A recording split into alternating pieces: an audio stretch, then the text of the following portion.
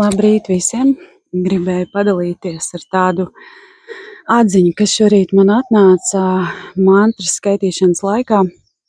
Tad, kad man šķita, ka man nav nekā, ko šai pasaulē dot, ka es esmu parasts, ordinārs cilvēks, un kā tad es varētu daudz citiem cilvēkiem palīdzēt, tad man atnāca tāda atziņa, un arī to es sapratu, ejot terapijās, zemapziņas terapijās, ka man ir sava superspēja.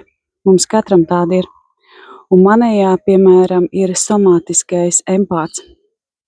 Tie, kas nezina, kas tas ir, tas nav tikai empāts, tas ir arī cilvēks, kas fiziski jūt otru cilvēku sāpes. Un tas nozīmē, man bija ļoti grūti līdz šim to pieņemt, jo kurš tad grib just citu cilvēku sāpes, vai ne? Tas ir ļoti kaitinoši un visā citādi nērti. Atceros, kad pēdējo reizi, tas bija apmēram 19 gados, es regulāri zaudēju pat samaņu, izjūtot šīs sāpes, otra cilvēka sāpes. Otrs cilvēks stāst, kas viņam sāp, un es tik ļoti jūtu šīs sāpes savā ķermenī, ka es zaudēju samaņu.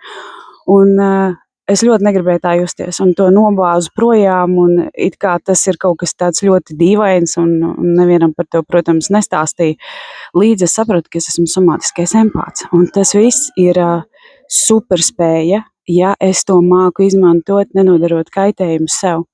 Tātad šorīt man arī atnāca šī atziņa, ka tā ir mana superspēja, un ka to nevajag noliegt, un es zinu, ka tev, katram no jums ir sava superspēja.